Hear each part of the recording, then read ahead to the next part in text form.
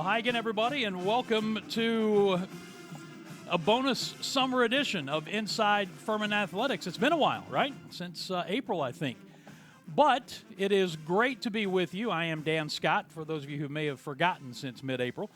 And we have with us on this edition of the show the brand new, newly hired, very excited and somewhat frazzled softball coach here at Furman University, Mary Beth Dennison. I think I nailed all of that right, didn't I? Yeah, I think you did. Yeah, absolutely.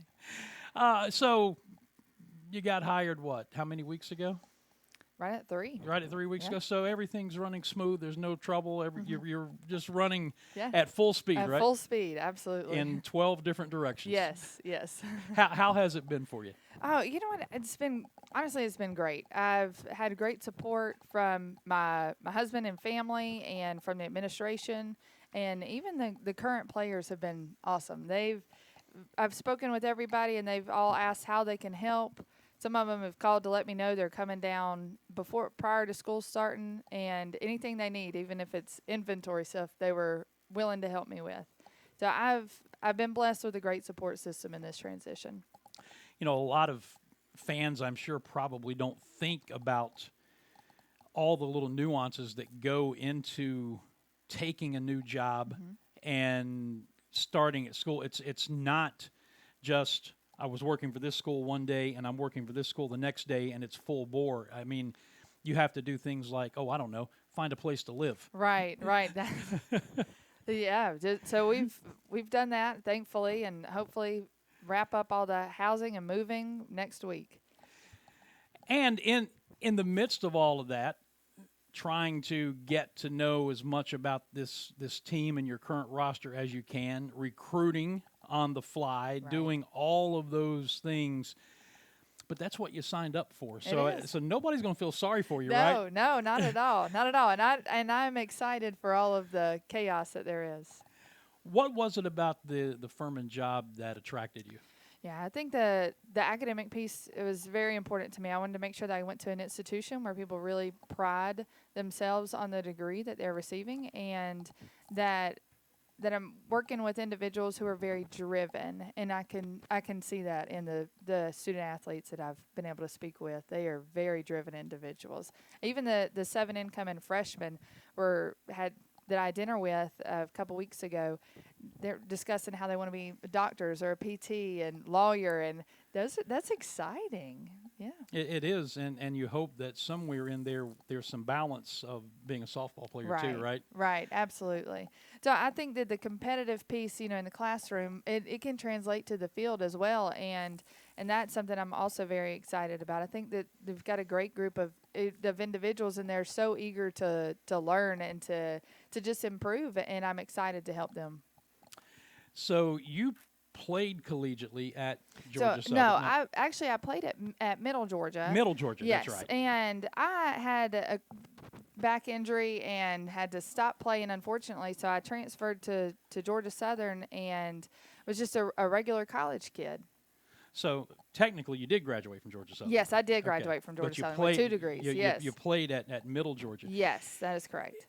So when you couldn't play anymore, how did that sit with the competitive nature? Because I know if you've got that competitive fire and you have that piece taken away, everybody doesn't handle that well. No, and I didn't. I had to find an outlet in some fashion. So I wound up coaching, with rec ball, getting started that way, and then giving pitching lessons and hitting lessons, and got involved, in softball just with the youth route.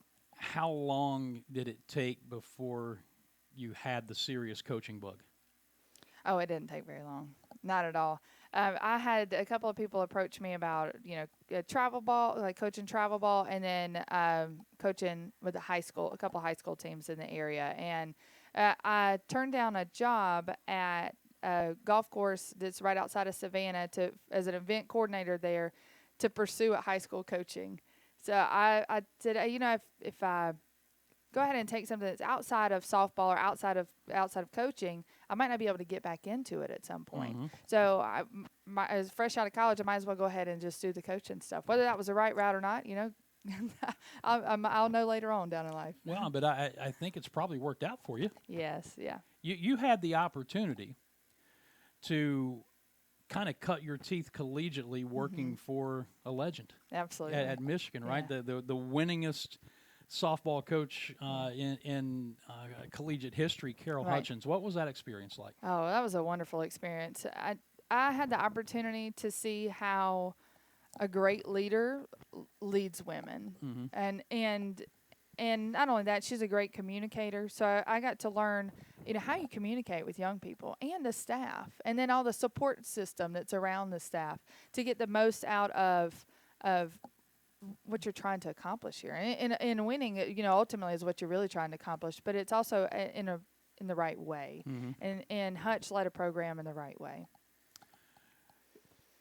How has communicating with college athletes changed even in the short period of time you've been involved in coaching? So I think that young women really appreciate and value relationships and how you create those relationships, and are more willing to do more for you and trust you and listen to you if you can create relationships first, versus just going ahead and tackling like the softball side of piece or the competitive piece. You've got to kind of reach all aspects of them and coach them holistically. At the same time, it's like building a relationship with your children to a certain extent. But I know as a parent, there are still times when sometimes the answer is because I said so. Right. Do you find that in coaching too? Yeah, absolutely. Absolutely. And I think it's important for them to know a lot of whys, because they've got to understand how they go about, accomplishing certain tasks, or why they field a ball a certain way or throw a pitch a certain way. And how to, you got to find ways to meet them. But there are certain things that, no, we just need to be a little bit more competitive in this way, and here's how we're going to tackle it. Let's get on board, We are visiting with the new Furman softball coach, Mary Beth Dennison, on this special summer edition of Inside Furman Athletics. Our plan, as usual, is to start the weekly edition of the show about the middle of August, as we do every year. But with Mary Beth here, the new coach, and catching her for a few minutes on campus, we thought we would infringe on her time a little bit and take a chance to introduce her to our Furman fan base. 3 weeks is not a whole lot of time to do roster evaluation. Right. I understand, but Yep. you've got a team that went 15-38 last year. The experience, quote unquote, that you have coming back is all really young. Right. What have you been able to ascertain about the returning players on this roster so far? Yeah. So you're right. It's a very young team. I've at least been able to watch the incoming freshmen play. So I've watched all 7 of them play, and this weekend I plan on watching them a little bit more to fully assess their playing styles and how, the pieces that we might be able to utilize, and I've been able to at least talk with a lot of the returners, and each of them have said that they want to be better than what they have been, and so I at least know that they have the drive and the will to continue to grow. I know that we need depth in certain places, whether it's corners, the outfield, the circle. So there's a lot of holes to fill as well. Going to be using the portal as much as you can? Yes, yeah. What's going to be any areas of focus there? Yeah, so I think finding upperclassmen that can come in. So the experience piece that you're talking about is so young, and there's only 2 individuals that are seniors this upcoming year. So we need to be able to find juniors or grad student to come in and kind of fill that role. What about position-wise? Yeah, pitching, corner, catcher, corner, and an outfielder. I mean, we need to fill a lot of depth. Right. Yeah. Well, whether it's baseball or softball, it all starts on the mound or in the circle, doesn't it? It does. It definitely does. Would you say that's your area of expertise? Yes, I would. Yeah. So do you find yourself then being a little more difficult to please when it comes to pitchers than you do other players? Yes. Yeah. Well, see, that's some good self-evaluation right there. Good self-scouting. Yeah. What makes a good pitcher in collegiate softball? Well, I think the mindset really is it. More than physical talent? Yes, I think so. If you fully believe and have conviction in your abilities and competitive nature, I think that really kind of sets you apart. Because you're not afraid to attack people and really utilize your stuff. Now, clearly, skill set is part of it. I realize that. But if you've got the skill set but not the mindset, you will not be as successful. Right. Yeah. Because everything's not going to go well. Right. And if you throw a great pitch and somebody gets a big hit off of it, you can't be afraid to throw that pitch again. Absolutely. Yeah. Same thing in the world of baseball. You saw this Furman team play twice this year in the Georgia Southern tournament, not knowing that this was going to be your future. With that in mind, knowing that they at that time they were just an opponent, anything stand out?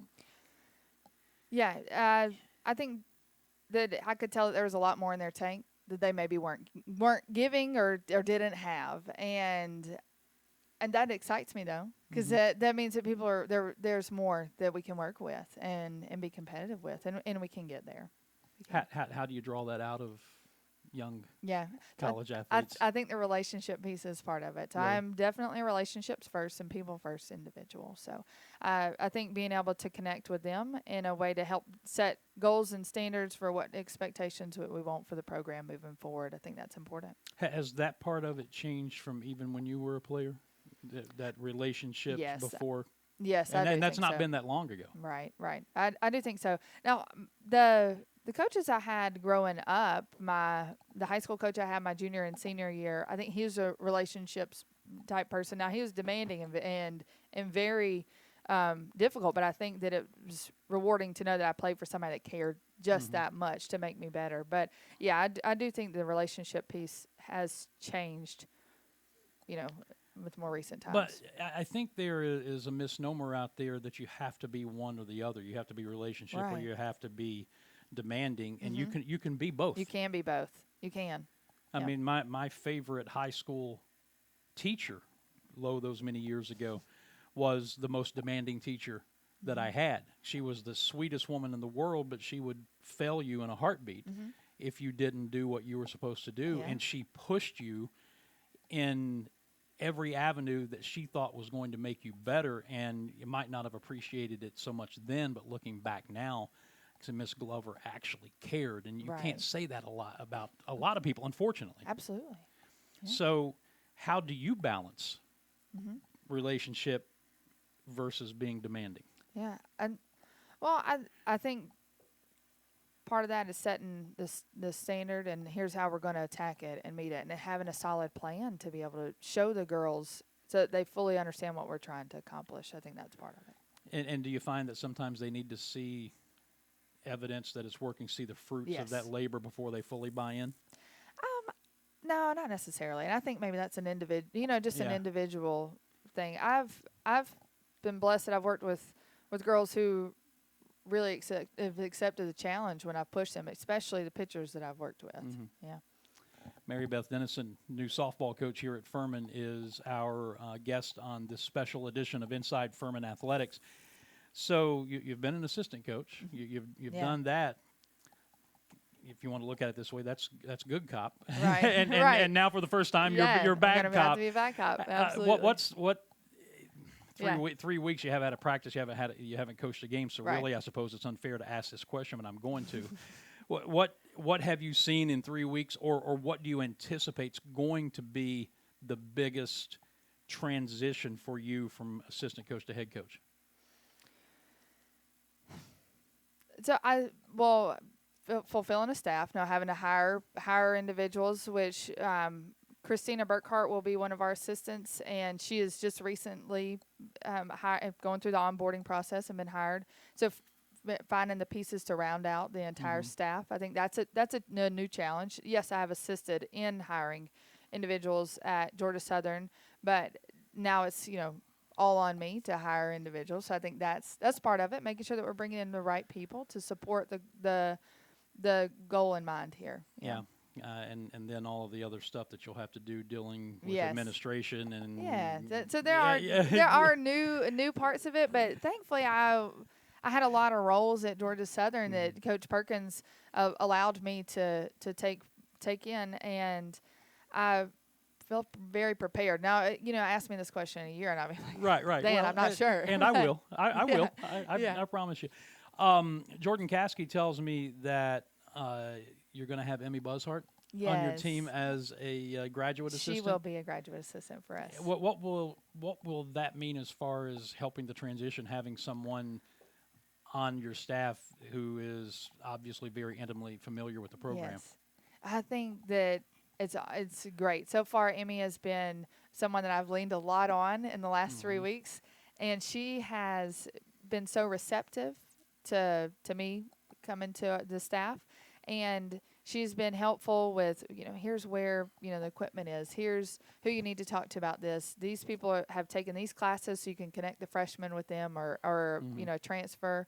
So she's been great. Absolutely has. And I'm blessed to have her as a GA. So what are the first 2 or 3 things on your agenda after you walk out this door? Well, I'm going to get in the car and head to the Atlanta area to recruit for the weekend. No, number 1 on the agenda, talent, Yes. baby, talent. Yes, absolutely. But long term, Yes. looking ahead, I mean, you've got to plan for fall ball and you got to plan for all of that stuff, right? Absolutely. So I've spoken with Victoria Ortiz, who's the new strength and conditioning coach for us, and are going to sit down next week to lay out, our schedule and all of the ideas that we have and how to help better them in the weight room as well. And I'm excited for that piece. I love the strength and conditioning world, and honestly wish that I'd have gotten a degree in exercise science to just better familiarize myself with that. But I have a lot of respect for the job that Victoria will be able to do with the young women that we have. How long do you think it'll take before you round out your staff and you're able to really start putting the pieces of this puzzle together? So the 1st of August. Yeah, I think it's So you think you'll be ready to roll? Yes. Excited? I am. Nervous? No. No? No. Good. Good. I'm not sure I believe you, but Yeah. Yeah. Well, I don't know. Sometimes I'll get nervous about things, but I just kind of take things as they are and as they come at me too. Hey, if you didn't have occasional butterflies, I'd wonder if you were human. But Right. but at the same time, I get what you're saying. Yeah. Yes. I get what you're saying. Right. Yeah. Now, before our first game, you might want to ask me that again. Yeah. I kind of am. Well, welcome to Furman. Thank you. We're looking forward to seeing what you can do. Not what you can do, what you're going to do. How Yes. about that? Yeah. With the softball program. Absolutely. I appreciate it. All right. Anything else we need to know about you? No, I'm just excited for our family to be joining the Furman family. We have young children, and it's so I guess rewarding to see that there's so many other families that are a part of the Furman athletics that we can bring them into. Yeah, that's one of the things that is different, I think, about a school like Furman at our level as opposed to other schools. It doesn't matter what sport, you'll see families, you'll see kids running around, you'll see, and it's embraced here. So it's a good atmosphere. I can already feel that. Good deal. Well, thank you so much. Yeah, thank you, We'll let Dan. you get on the road and get recruiting because, ultimately you're supposed to win some softball Right, games. I am. That bottom line is always the bottom line, right? It is. Well, listen, our thanks to Mary Beth Dennison for her time today, and we will look forward, as I said, to getting back as far as the regular edition of this program coming up in mid-August. Prior to that, though, I'll be on site at the SoCon football kickoff on the 22nd of this month, and I'll be out for the first practice doing interviews when football practice opens on July the 31st. Until then, for Mary Beth and for all of us at Furman, I'm Dan Scott. As always, saying God bless you, and so long, everybody.